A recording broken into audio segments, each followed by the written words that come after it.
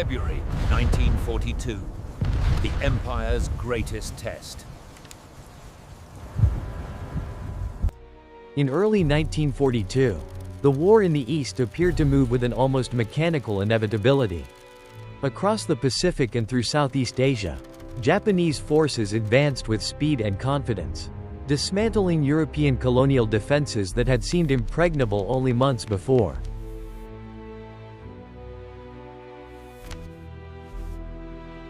Hong Kong had fallen, the Philippines were collapsing, and the myth of Western military superiority in Asia was being erased in a matter of weeks.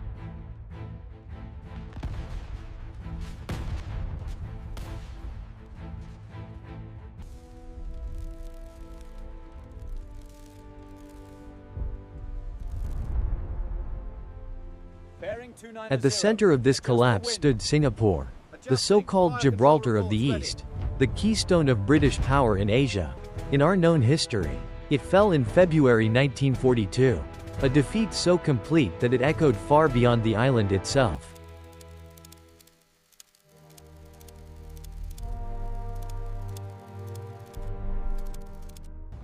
But in this alternate course of the war, Singapore does not fall, it holds, battered and isolated, and in doing so it changes the tempo, the psychology, and ultimately the direction of the Pacific War.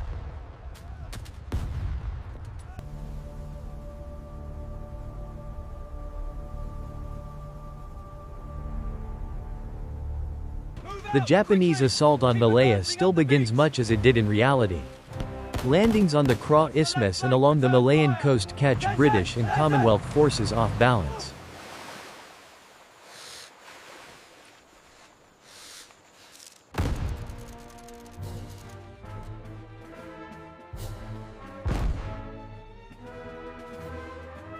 Japanese infantry, supported by light tanks and superior air coordination, pushed southward through jungles the British believed impassable.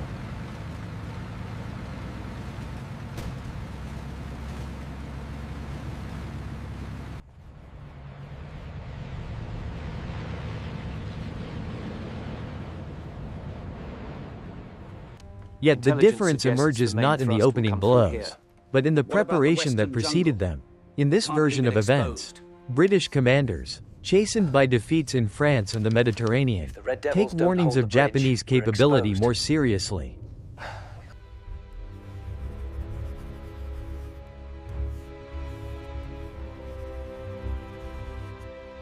Airfields are dispersed rather than concentrated. Radar stations, though limited, are integrated more effectively. Most critically, reinforcements originally diverted to the Middle East arrive in Malaya by late 1941, bringing additional aircraft, artillery, and experienced units hardened by desert warfare. As Japanese forces advance down the peninsula, they encounter stiffer resistance than anticipated. Ambushes along narrow roads slow their columns. Bridges are destroyed more systematically.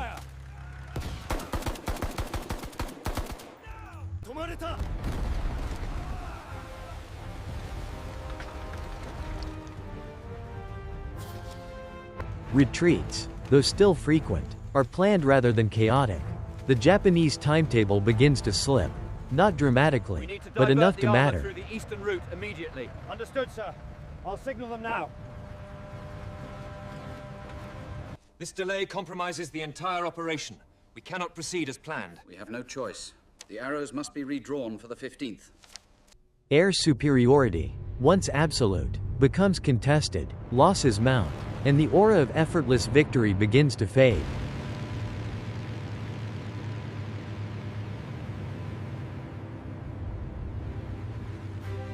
By the time the battle reaches Singapore itself, the situation is radically different from the historical collapse. The island fortress, long neglected in terms of landward defense, is no longer caught entirely unprepared.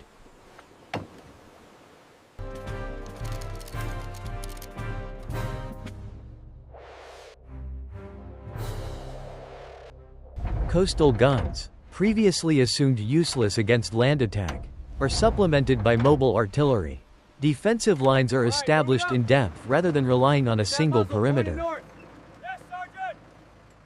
trail spades, double time.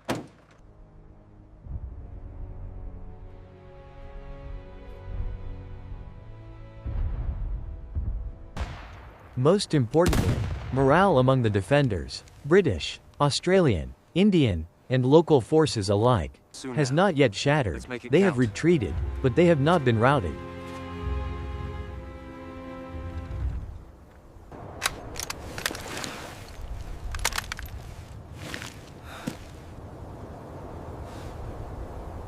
The Japanese crossing of the Johor Strait still occurs under cover of darkness. But it meets heavier resistance. Counterattacks, limited and costly, nonetheless disrupt Japanese footholds. Move up, take cover on the right. Keep moving. We need to secure this foothold now. Watch your spacing. Supplies, stretched thin by the delayed campaign, do not arrive as smoothly as planned. Japanese commanders, accustomed to rapid victory, now face a battle of attrition for which their doctrine and logistics are poorly suited. We cannot move the armor.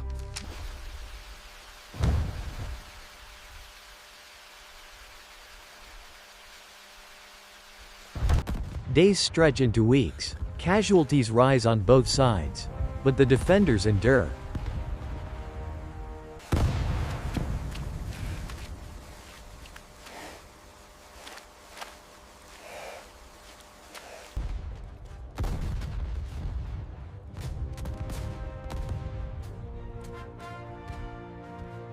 When the decisive moment arrives, it does not bring surrender. Singapore holds.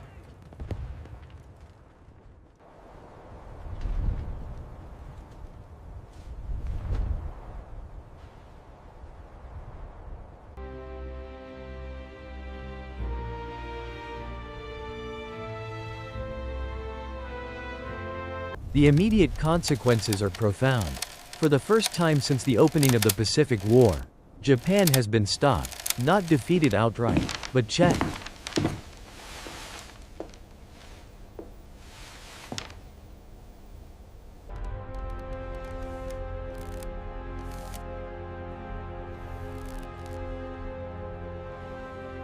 The psychological impact reverberates across Asia. Colonial subjects who had watched European power collapse now see that the Japanese are not invincible.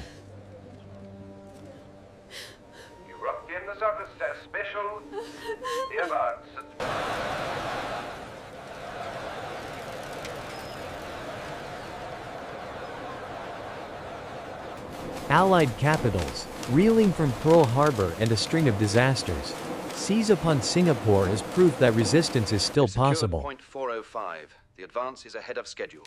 Cautiously optimistic, gentlemen. We must verify the aerial reports.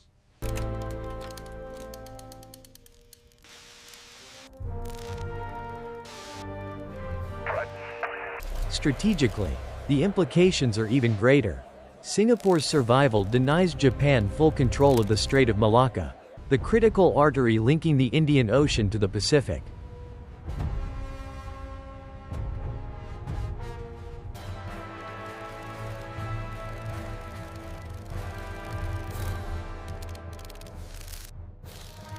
Japanese shipping must reroute or operate under constant threat. Plans to isolate Australia are disrupted.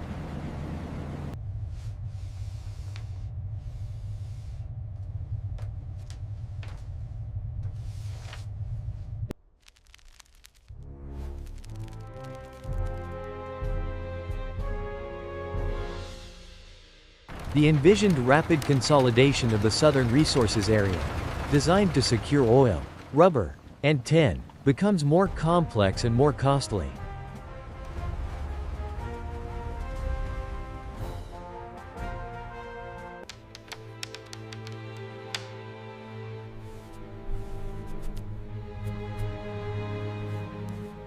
In Tokyo, the High Command faces unwelcome choices. To reduce Singapore will require additional forces, aircraft, and time, all of which must be diverted from other operations. Immediately. With what, General? We are stretched thin as it is.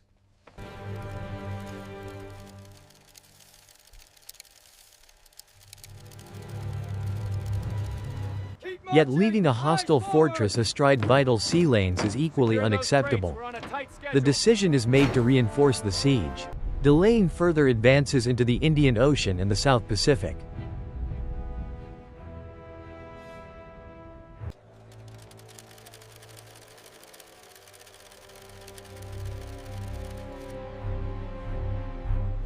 This delay alters the rhythm of the wider war.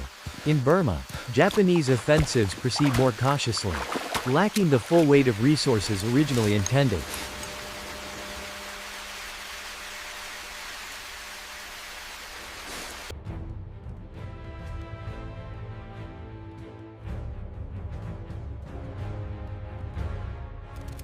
British and Indian forces, though still pressured, avoid total collapse. Supply routes to China, fragile but functioning, remain open longer than in real history, allowing Chiang Kai-shek's armies to continue resisting with marginally greater effectiveness. 快点儿，把这些弹药搬过来。好的，长官。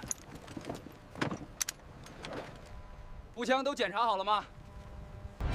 For the Allies, Singapore becomes both a symbol and a burden. Holding it demands constant resupply by sea and air under the threat of Japanese attack. Mark the target. Keep those barrels moving.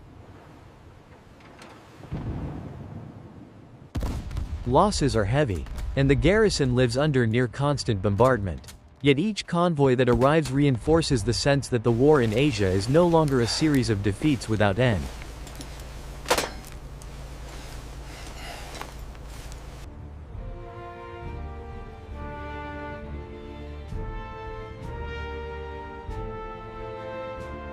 American strategy begins to adjust, with the Japanese advance slowed. The urgency of desperate, high-risk operations diminishes slightly. That adds nearly a full day's steaming. We'll need air cover for the final leg.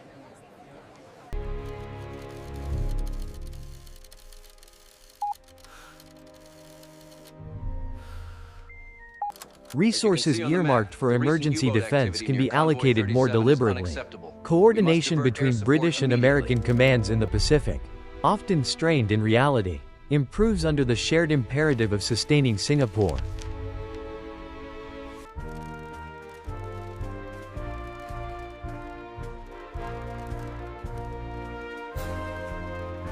Joint planning takes on a seriousness that had previously been undermined by mutual skepticism.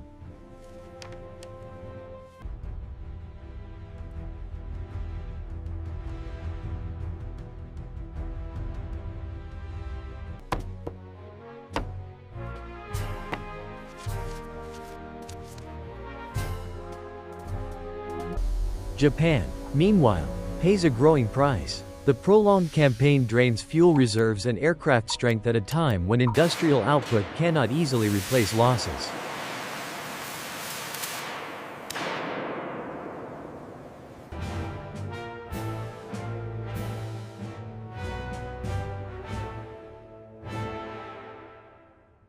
Pilots, the elite core of Japan's air power, are worn down in sustained operations rather than brief, decisive strikes.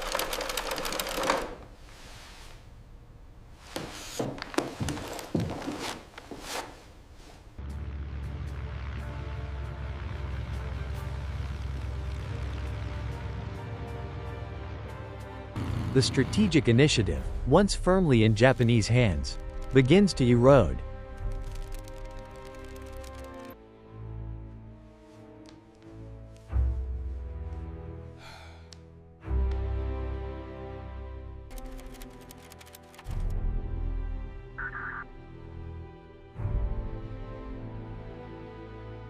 As 1942 progresses, the effects compound. Without a clear victory at Singapore, Japanese prestige across Asia is diminished.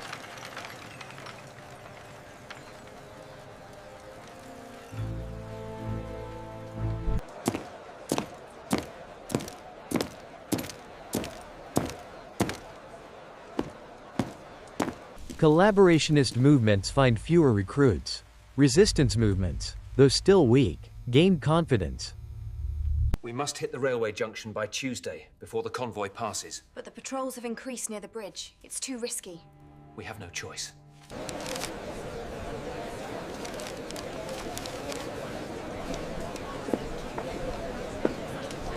The war becomes less a lightning conquest and more a grinding struggle.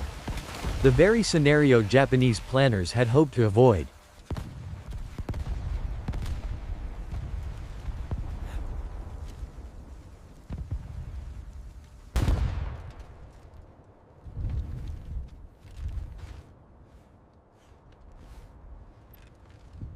In Europe, the ripple effects are subtle but real. British morale, shaken by years of retreat, steadies.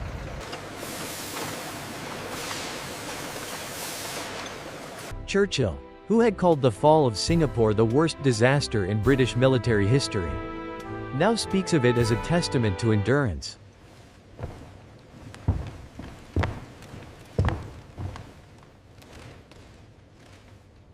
This shift in tone strengthens Britain's hand in Allied councils, reinforcing its claim to be a full strategic partner rather than a declining power clinging to past glories. We must hold it at all costs. Very well. Send the orders immediately.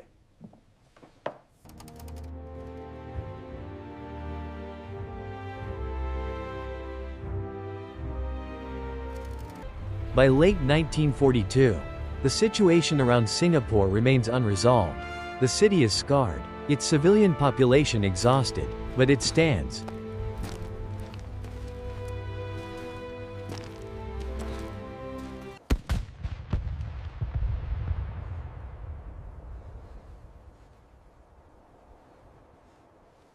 Japanese forces, entrenched on the peninsula, prepare for renewed offensives, yet the window for easy victory has closed.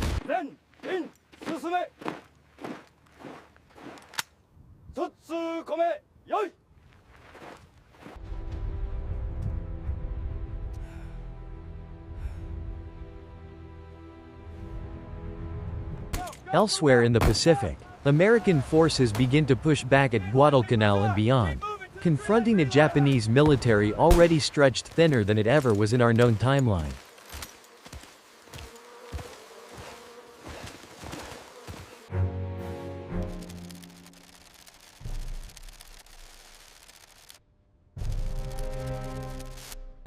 The longer Singapore holds, the more its significance grows. It ties down divisions, aircraft, and shipping that might otherwise have altered battles elsewhere.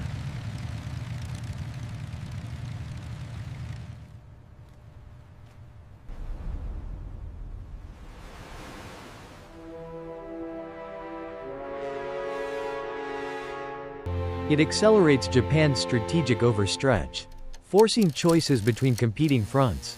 Each month of resistance shortens the time Japan has to exploit its early gains before Allied industrial power, especially that of the United States, comes fully to bear.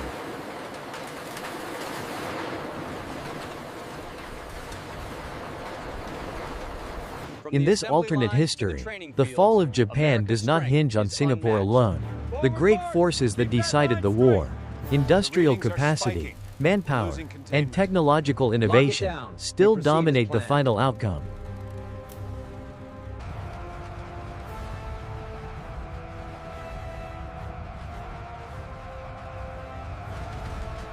Yet the road to that outcome has changed. The war in Asia is longer, bloodier in some places, but less catastrophic in others.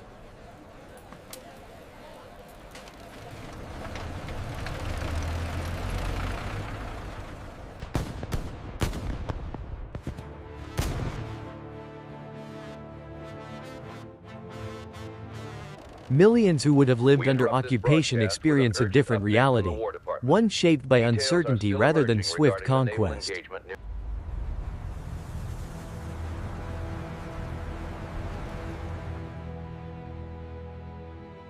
Singapore's survival does not make the Allies victorious overnight.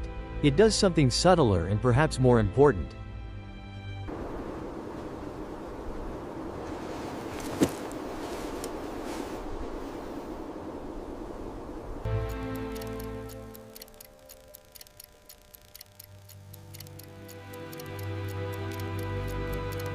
It breaks the narrative of inevitability.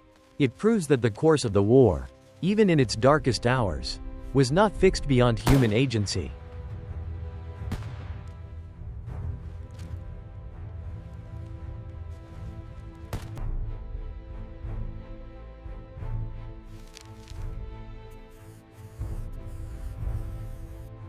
In holding a single island at the edge of empire, the Allies alter the balance of confidence and time, and in a global conflict defined as much by morale as by machines, that alteration resonates far beyond the shores of Southeast Asia.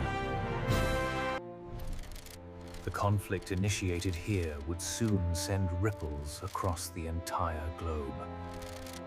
This is not a story of triumph, but of delay, resistance, and consequence, a reminder that in war, the battles that slow an enemy can matter as much as those that destroy him.